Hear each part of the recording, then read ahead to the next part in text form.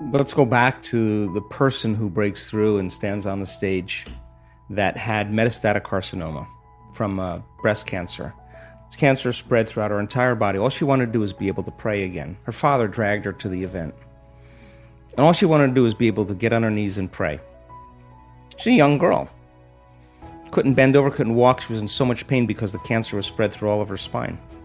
One moment, she was on the stage, couldn't feel any pain in her body, sobbing in tears. I sent her for a PET scan. Not an ounce of cancer in her bones. Where did it go? I mean, what happened there? You see that person on the stage, and our community gets closer. You get people opening their heart. Love bonds. You can't not bond in love. You have to hug. You have to connect. You have to bond. It's whether you're a man hugging a man, a woman hugging a woman, a man hugging a woman. Something happens where we are connecting. And so when you see that person, the first one, stand on the stage and tell that story, just like an infection can spread amongst the community and create disease, all of a sudden health and wellness are as infectious as disease. And I just say to my staff, get out of the way. 4 people with Raynaud's syndrome in one event, all healed. 2 people with Parkinson's, psychiatrist and another lady allergic to everything in her life. She came with a ventilator and a mask. And in the middle of the event, she's in front of the room dancing around, no mask, no nothing. When you start seeing people freeing themselves from their own limitations, the energy in the room, it's not just the energy in the room, it's the coherence in the room. Because if your heart is coherent, and I'm sitting right next to you, and my field is coherent, and I'm interfering with your field, and those 2 fields come together, the union of those 2 fields, the interference is going to create a higher wave. Higher wave, higher energy. Now there's energy in the room for healing. Now there's energy in the room for the mystical. And the interference starts creating doors. Interference patterns of fractal geometry that are doors to dimensions. And you tell me then, you get a group of people, 1,000 people in a room. You have 50 people in the front of the room wearing a heart rate monitor. By the middle of the event, everybody is locked into their heart. They know how to execute. And I say, get in that heart of yours, and on that energy, lay the thought that the people in the front of the room on that energy, that their lives be enriched, that their bodies be healed, that their dreams come true. And you explain to me then how all those people in the front of the room, the majority of those people go into heart coherence at the exact same time, the exact same day, and the exact same meditation. They're influencing their autonomic nervous system. The collective is entraining them into the same frequency. And what is that frequency? Love, gratitude, hopefulness for the greatest good. And so then, the collective then moves as one mind, as one heart. And the collective begins to entrain the weak. The collective begins to care for the other ones that are falling behind, not because they want to run to their dream, but because they want to help people realize their dream, because that's important to them. You can't not care. You can't not be present. You can't not be kind. And you see a man show up in a wheelchair from a stroke, completely disabled. His daughter wheeled him around that whole event.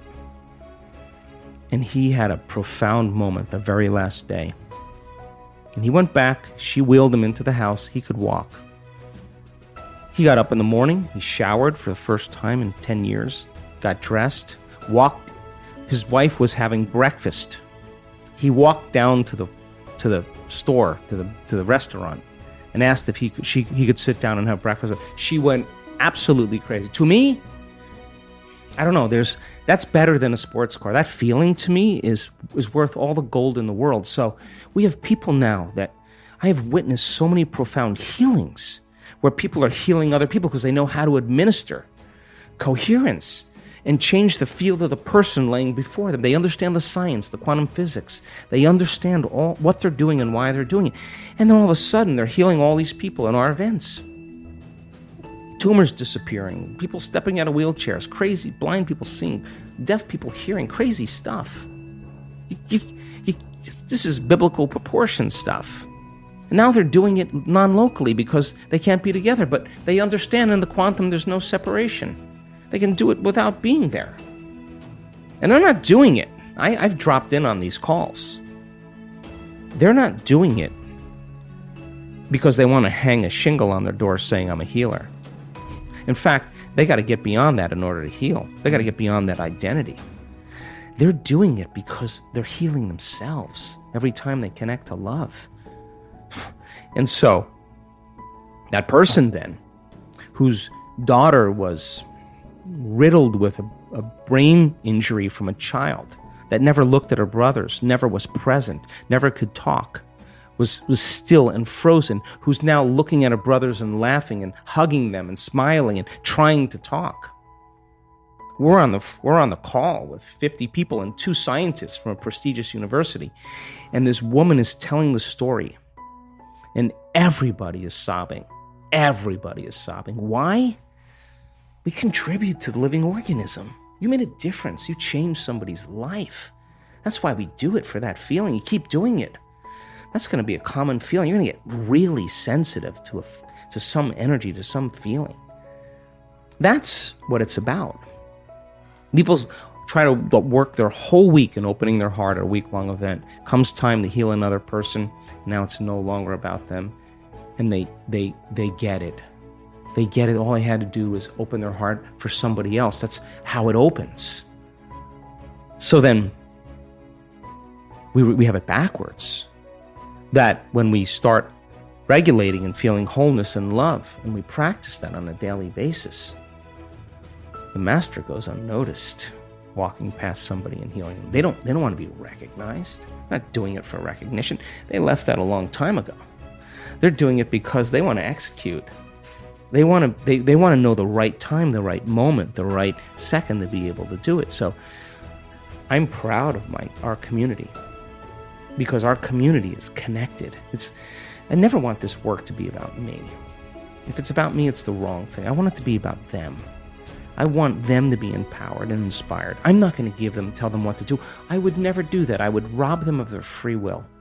I want them to be able to execute with the tools to be able to create the life they want. And as you get closer and closer to source, to singularity, to wholeness, it's no longer about you, it's about us, it's about community. And that's when we begin to emerge as something greater. And you are what you practice. You practice being a victim, you're going to get really good at it. You're going to get really great at it. You practice being a master or a mystic, keep practicing, walk as it, talk as it, sit as it, surrender to it, become more of it and less of you. You're going to start having wacky things happen in your life. And you're not going to be able to explain that to your priest. You're not going to be able to explain that to the person who's a governor of your province. You're not going to be able to explain that to your doctor. Although, wow, what an amazing time. We have so many physicians that come to our work now. We have so many doctors, oncologists referring their people, their patients, because they understand that if they can't get beyond their emotions and their analytical mind, they are not going to heal. So, the idea that people can create a better life for themselves, to begin to change their body. In order for them to change their body, they got to get beyond their body. Because if their body's trying to change their body, it's just going to take a long time. It's just going to take time. And so when that person has that inner interaction with the divine, they get a biological upgrade. And that upgrade then is instantaneous. And that instantaneous change causes them to take a piece of the divine back here into three-dimensional reality. We take a piece of it with us. So imagine every day you started your day with a date with the divine. Now, I don't know about you. I mean, you have a beautiful wife, but I don't think you would want to miss a date with her too often. I don't. Yeah, you wouldn't. And so what is the difference between a date with the divine? If you're going to make a date, show up. And when you show up, don't complain and beg it for things and complain to it. And would you want to be around that? The divine would just be like, oh my God, meet it. in love. Meet it with passion. Meet it when your mind matches its mind. When your will matches its will. When your love for life matches its love for life, it is getting really close to you. And when it occurs, all the things you thought you wanted, you no longer want, because you no longer feel like you need them any longer. So then the game changes once again. So what an amazing time in history. I mean, amazing time to wake up. And now it's time for our daily Complete the Quote challenge. If you're new to this, your job is to complete the inspiring quote we choose for you and write the correct answer in comments below the video. If you can give us the right answer first, you're the winner of this daily challenge. So far you were very successful, most of you knew the right answers. In the previous video we had a quote that belongs to Joe Dispenza. We were looking for two words. The quote goes like this: whenever you say I am anything, you are commanding your mind and your body towards, and the correct answer was a destiny. So whenever you say I am anything, you are commanding your mind and your body towards a destiny. Congratulations to everyone with the correct answer, and to everyone who tried but didn't guess the answer. Today we also have a quote from Joe Dispenza. The quote goes like this: the mere process of contemplating who you want to be begins to change. So we are missing for two words. If you know the correct answer, write it down in the comments section. Even if you're not sure what the correct answer is, try and guess, and find out the right answer in the next video. If you like this video and our challenge, give your thumbs up and share this video with your friends. Spread the word and help me make it more popular. And don't forget to subscribe and hit the bell button. By doing that, you will get notification when my new video and new challenge is out. If you really like what we do here and want to support us, you can join our channel and our community for a symbolic fee and gain many other additional features. You can do that by clicking the join button next to the subscribe button, or you can click on the link in the description of this video. Stay good and have a great day!